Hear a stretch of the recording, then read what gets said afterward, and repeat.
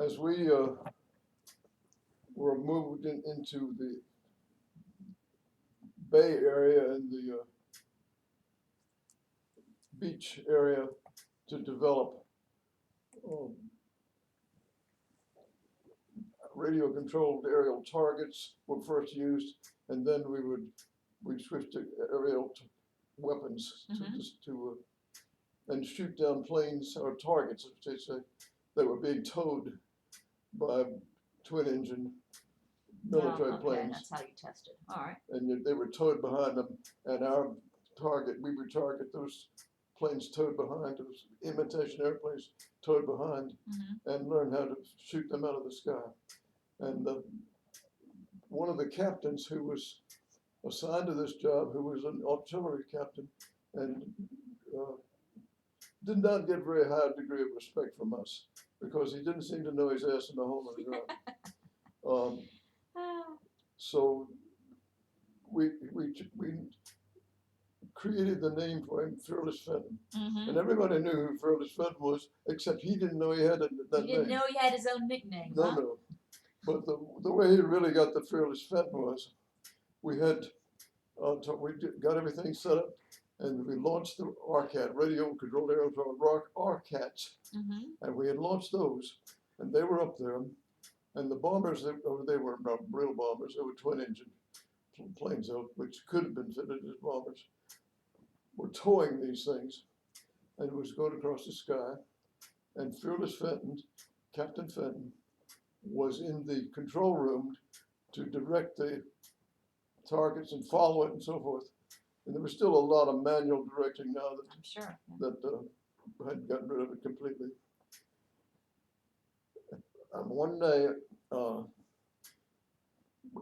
we had about 4 people in there then, and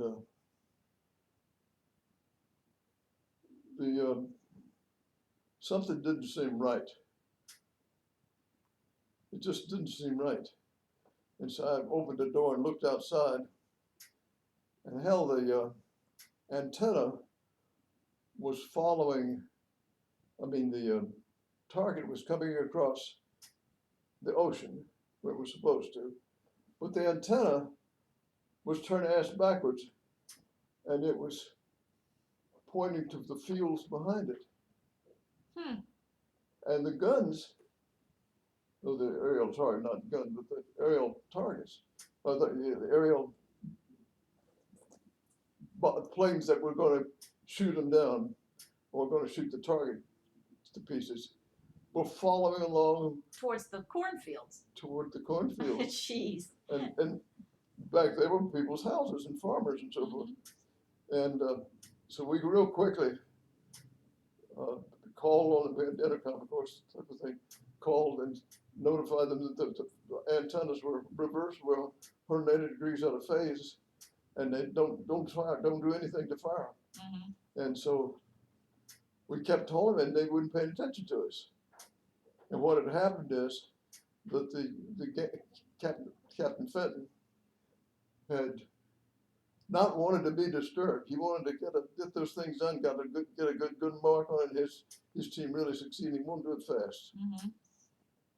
And he wouldn't listen to anything from outside, screaming on his door, pounding on it at first until he made it stop.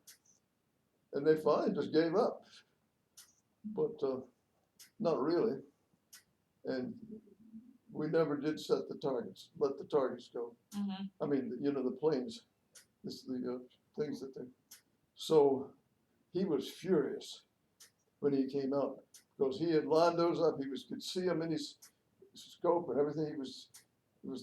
He just got the targets zeroed right in, and nobody was cooperating. And boy, he was mad. He was going to crucify everybody out there. And somebody somehow got the thing to him that the things were 180 degrees out of phase. And he shut up like you wouldn't believe. And he would not let anybody talk about it. And fortunately, nobody got their ass blown off as civilians. It just, by good luck, he didn't. But he would never let anybody talk about it. It eventually got reported to his superiors. and we didn't see him after that. Mm. But he was just stubborn, just a typical, Well, good example of how not to be a leader. oh yeah. Anyway, that was Fearless Fenton. Fearless Fenton.